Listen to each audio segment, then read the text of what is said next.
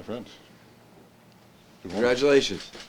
Truthfully, congratulations. Thank you. I appreciate that. I think you'll do pretty well for the city, and my team and your team together, we can, I think, really enhance what we do here in the city. And I completely agree. I'm proud to say that you ran a terrific race.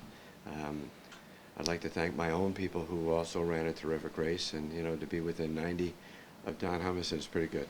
You're a formidable opponent, and I wish you all the best in your mayoral candidacy. Thank you, Captain. I appreciate career. that. I said the same thing on election night. I think we really owe a debt of thanks to our families, first of all. Sure. Our volunteers, obviously, who worked so hard for both of us throughout this long campaign process and did a great job. I also said, as a lot of these folks heard, I thought it was one of the best races that Westfield's seen in a long time, as is evidenced by the outcome, how close it was. And especially for a candidate who runs his first race, you did a great job. Thank you. I'm should not really happy about that, but I mean, you got really close. I should say something about the mix-up on the recount, probably. Sure. The Tuesday night was an interesting night for me, as you probably have imagined. And I was told right off the bat that any time that there's an election within 1 percentage point, that there was an automatic recount. Well, apparently that's true in 20 states by law, Connecticut being one of them, but it's not true in Massachusetts. So clearly I didn't know that at the time that we were considering going forward with the recount. But in the best interest of the city, I've decided not to do that for very specific reasons. I don't think that Don's administration should start that way, and I don't think that the city should bear the extra cost of having to go through that process. So once again, I'm grateful for the citizens of Westfield for what they have shown in terms of their enthusiasm and support. There's 10,000 votes out there, which represents a little bit around 40% of the voting population, and that's really, really pretty good for the city of Westfield in a non-presidential campaign environment. So it was a terrific race, and I appreciate everything that everybody's done, including the press corps, and my best to, obviously, Jennifer and Kate. Thank you, Don. I appreciate it. Thanks again, Mike. My pleasure. Good?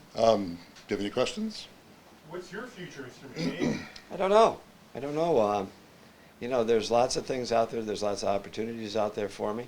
I'm pretty sure that my tenure at the police department is running short, and we're going to be looking at all kinds of different things.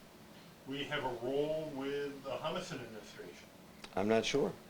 It's very possible. I'm not sure. What might that role be? I could use a driver. Yeah, I don't think I'm doing that, but I'm not really sure right now. There are both public and private opportunities that are open to me, and I'll just kind of take it as it will. It's been an interesting year for me and my family, so it's time to take a little bit of a breather and step back and reassess where we are and take a look at things. What's next step for you, Don? Now we're ready to start meeting with folks and getting ready. I'm going to wait, or I'm not going to wait until the swearing-in day. Obviously, I have a lot to do between now and then. Peter Cole's just got on the list. I've got to start to make a list of people to meet with, and I'm going to try to see that come to fruition before the holidays so that we're ready to start with a lot of energy and a fresh start. How are you feeling about leaving the state senate? Sad, obviously. The State House is a place I've worked since 1991, so I've been there for a long time. As I was walking through the halls yesterday, I thought how much I would miss the building, how much I would miss the institution, but especially the people that I've worked with. They're great. The good news is the legislators in the House and Senate I can still continue to work with in different ways. We're still friends. We can still keep in touch, but it'll be sad. How is the transition going to go, do you think, in terms of from legislator to a mayor? Oh, well, I anticipate it will be a pretty smooth transition based on style. I think just like I'm going to bring the same style I've put in this job to the mayor's job, where it is asking questions, listening to people, taking advice, and hopefully making a good decision. It's worked for me pretty well there. Hopefully it'll work for me here in the city of Westfield. Don, I know before this all started, you kind of mentioned, you wanted to be closer to Westfield, and Yeah. now you really have that opportunity. Can you just, speak to that now being the mayor of this city? Yeah, my commute right now from my house to the State House is 105 miles. From my house to City Hall is 5 miles. And I've always joked that I'd rather spend 3 hours in meetings here in Westfield than 3 hours stuck in my truck on the turnpike. It's extremely inefficient. It's a terrible use of time. I think of all the people that commute back and forth from Western Mass to the city and to Boston and how hard that is. But now I'll have the chance to put all that time and energy here to the city instead of wasting it on the road. Any like top priorities as far as changes, things you want to bring to the city? Well, we've talked about it all along the campaign trail. I think Mike and I had very similar messages because we listen to the constituents and the people of the city. They really want us to work on infrastructure. They want us to work on taxes. They want us to work on things that are good for the city. And so I think it shouldn't come as any surprise that that's what we focus on. Have you thought about who's going to be part of your team? Honestly, not yet. Not yet. I've got a lot of work to do before then. And I will tell you this. I think Mayor Sullivan and now Acting Mayor Figge have both been really very helpful. They've offered a lot of assistance, and I'm going to have a lot of questions for them. What about timing for a special election to fill your seat in the resignation? Sure, so Walk us then- through that process. The next step is that sort of the legislature recesses for the holidays on November 20th, so the Senate is in session probably 2 or 3 more times between now and then. At that point, I will sit down, actually maybe before then, I'll sit down with Senate President Karen Spilka, with Minority Leader Bruce Tarr, and try to work out a date to resign so that we can plan the date of the special election. Usually takes 3 months or so from the date of a vacancy to the date of the special. So there will be a special election in this district in the spring next year. I don't have the exact time yet. That will be up to the Senate President. They try and time them for other election days for that March presidential primary? Sometimes they do. We have another Senator, Vinny DiMacedo, who's also leaving. He's from the Plymouth area. So we're looking at trying to find maybe a date when his election and my election can happen at the same time.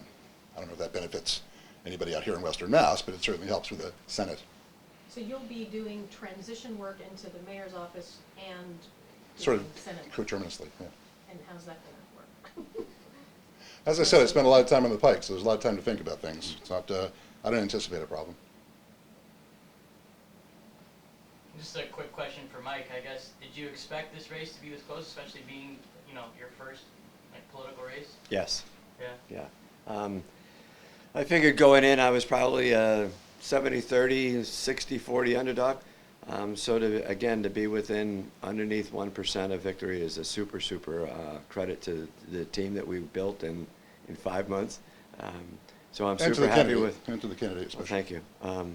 So I'm super happy about how that turned out. I'm not happy about obviously how the final tally turned out, but I'm super happy about that. And I think you'll probably be hearing from me again later on.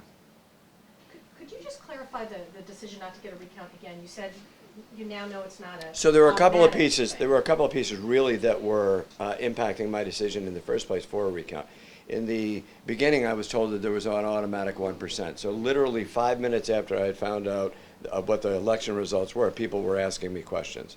Retrospect, I probably should have stepped away from those questions, but you really can't. You're in the moment. There were other things that occurred during the election process that both Don and I were aware of. There was a number of polling machines that actually went down because they weren't properly plugged in. I don't blame anybody at the election commission. They weren't properly plugged in because when they turned them on, they started up. Well, what they didn't realize was they started up on battery power, not on electrical power. So as those machines' batteries died, then there started to be a logjam of ballots. Not a logjam. There started to be a number of ballots that were collected and then had to be inputted at the end of the ballot. There was also stories of a couple of machines that were jamming up. But the really interesting piece for me was I was told that the 440 absentee ballots had not yet been counted. So even though we had election results that were official, we still didn't have 440 ballots that hadn't been counted as far as my team understood. Once it got all sorted out, and I want to thank Karen Fannin. She did yeoman's work under considerable circumstances for her to get at least a solid number back to both myself and to Don within 2 days. They have 10 days to do that. So my hat's off to Karen and her team for getting that done. I think the final tally was a differential of 90 votes. So once all those questions had been answered, then it was a really pretty simple question for me. I don't like spending money. I just simply don't like to spend the taxpayers' money. It's not something that I'm a fan of. So when it came down to trying to figure out how to scientifically flip you know, what the math was on flipping 90 votes, you know, whether or not there were going to be 45 votes in there that would have gone my way on a recount, and they would have all had to gone my way on a recount. It wouldn't have been fair to the taxpayer and citizens of Westfield, and it certainly wouldn't have been fair to Don. So, you know, But 2 days ago, you were not so sure. You said it would be prudent to double check.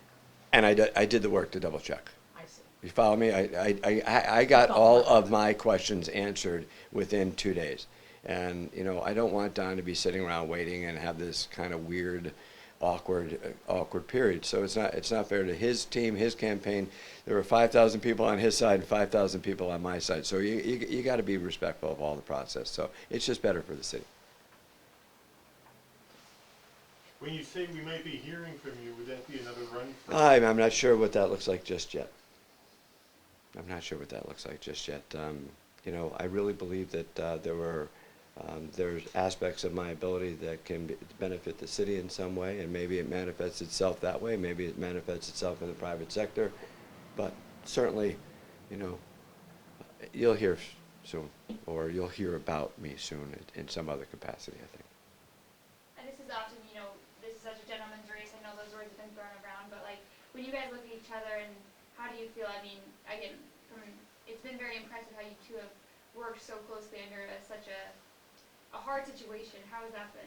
I especially like that even throughout the process while we were running against each other, and then even on election night, we were talking to one another, communicating directly, not through intermediaries, not through aides or staff or volunteers, but we were actually talking to one another. I think that's two Westfield guys, and that's how we get it done, and I think it worked. One of the first things that we did when we formed the team was we just said that this is the way it is. So as a brand for our team, and I'm sure as a brand for Don's team, our brand was going to be that we were going to run a positive campaign. That's right. And that's just the way it was. There's no reason to throw mud at people, and we weren't going to do it. And if there was going to be a rumor that it had happened, it would have been dealt with immediately. Fortunately for my team, it did not happen, and I owe them, you know, a tremendous debt of gratitude for the way they handled themselves. There were situations in any race that are, you know, that are adversarial, but you know, you have to understand that you're talking about two decent human beings trying to do the right thing for their city, and once you put it in that perspective, everything else really kind of just flows from that. So, thank you for asking the question. Good. Thank you, guys. Thank you all again. Thank you, Alan. Appreciate it very much. Good luck to you, and good luck to you guys and your team for. Let's see what happens a little later on as your team gets up and running. If I can be of any help to your team, I certainly will be. You know how to get in touch with me. Okay? Take care. Thank you, Mike. You're welcome. Thank you. It's my pleasure. Let me see.